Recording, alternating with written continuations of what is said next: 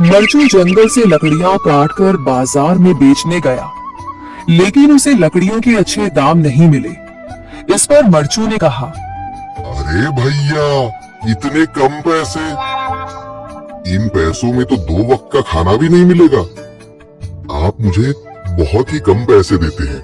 मैं इतनी मेहनत से लकड़ियां काट कर आता हूँ, लेकिन उनके पैसे मुझे बहुत कम मिलते हैं। भैया, तुम्हारी लकड़ियां होती ही इतनी कमजोर हैं कि मैं इससे ज्यादा पैसे नहीं दे सकता। तुम्हारी लकड़ियों के बस इतने ही पैसे बनते हैं। अरे भैया, कुछ ज्यादा कर दो ना। वो क्या है ना कि इन पैसों का तो कुछ भी नहीं आता। मैं अपनी जिंदगी कैसे गुजारूंगा? भैया, तुम जाकर अच्छी लकड़ियां लाओ, तभी इन लकड़ियों का अच्छा दाम मिल पाएगा, वरना इन लकड़ियों का तो यही दाम है। ये सुनकर मरचू बहुत ज्यादा परेशान हो गया और पैसे लेकर किराने की दुकान से सामान खरीदकर घर आ गया। घर पहुंचते ही मरचू की पत्नी सीता ने कहा, अरे जी, सामान ले आए आप? हाँ जी, सामान ले आया हूँ। सीता के चेहरे पर खुशी छा जाती है, लेकिन जब उसने सामान देखा, जी, इसमें तो बहुत थोड़ा सामान है। हाँ सीता, मुझे पता है कि यह सामान बहुत थोड़ा है, लेकिन मैं क्या करूँ?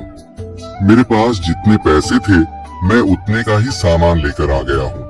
इस तरह हमारा गुजारा कैसे हो पाएगा जी? आपको तो पता ही है कि हम कितनी मुश्किलों से गुजारा करते हैं। हाँ हाँ, मुझे पता है, लेकिन मैं कर भी क्या सकता हूँ? मेरे पास इतने पैसे ही नहीं कि हम एक अच्छी जिंदगी गुजार सके। इतनी मेहनत कर रहा हूँ, लेकिन फिर भी मेहनत का फल नहीं मिल रहा। इतनी मेहनत से अच्छी लकड़ी काट कर आता हूँ, लेकिन मुनासिब दाम नहीं मिलता। मैं तो बहुत परेशान हूँ। क्या करूँ? कहाँ जाऊँ? अरे जी, आप परेशान न हो, आप कोई और काम देख लें। मैंने कई बार काम तलाशने की कोशिश की, पर किसी ने भी मुझे काम नहीं दिया। यह सुनकर सीता भी काफी ज्यादा परेशान हो गई। मरचू से सीता की परेशानी नहीं देखी गई। उसने अपनी पत्नी सीता से कहा, मैं फिर से जंगल की ओर जा रहा हूँ। अरे जी, अभी मत जाइए ना, वैसे भी शाम हो रही है। आप कल चले जाइएगा, अभी मत जाइए। ठीक है, अगर तुम रोक रही हो तो मैं नहीं जाता। मैं कल चला जाऊंगा। इसके बाद मरचू गांव में घूमने के लिए चला गया। तभी उसे एक आदमी मिला और उसने कहा, कहाँ जा रहे हो भैया? और सुनाओ, क्या हाल चाल है? जिंदगी कैसे गुजर रही है? अरे भैया, तुम्हें तो पता है कि लकड़ियां काटकर कैसे गुजारा होता है। हाँ भैया, तुम सही कह रहे हो। और आसपास के जंगलों में अच्छी लकड़ियां भी नहीं है। इसके लिए तो जंगल के अंदर जाना पड़ेगा। पर जंगल के अंदर तो काफी सारे जंगली जानवर होंगे। मुझे बहुत डर लगता है भैया, मैं जंगल में कैसे जाऊंगा? हाँ भैया, जंगली जानवर तो होंगे, लेकिन अच्छी लकड़ियां तो वहीं से ही मिलेंगी। ये सुनकर मरचू बहुत ज्यादा परेशान हो गया, लेकिन वह आदमी बिल्कुल ठीक कह रहा था। जंगल के किनारे की सारी लकड़ियां कट चुकी थीं। अब सिर्फ जंगल के अंदर ही अच्छी लकड़ियां बची थीं। अगली सुबह मरचू लकड़ियां काटने जंगल की ओर चल पड़ा।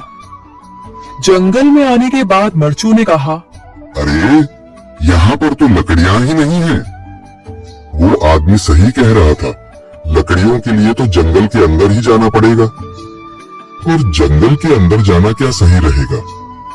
मुझे तो बहुत डर लग रहा है, क्योंकि वहाँ पर तो काफी सारे जंगली जानवर होंगे जो खतरनाक होंगे। अगर आज मैं जंगल के अंदर नहीं गया तो मैं आज घर पैसे लेकर नहीं जा सकूंगा, और फिर जब पैसे नहीं होंगे तो गुजारा कैसे होगा? मरचू जंगल के बाहर खड़ा सोचता ही रहा और फिर उसने सोचा, अरे, यहाँ पर भी कोई मजबूत पेड़ दिखाई नहीं दे रहा जिससे मैं लकड़ियां काटकर घर ले जा सकूं। लगता है और अंदर जाना पड़ेगा। यही सोचकर मरचू जंगल के अंदर चला गया। अंदर जाने के बाद उसने इधर उधर पेड़ देखे, पर उसे कोई भी अच्छा पेड़ दिखाई नहीं दिया। यह सोचकर मरचू जंगल के और अंदर चला आया।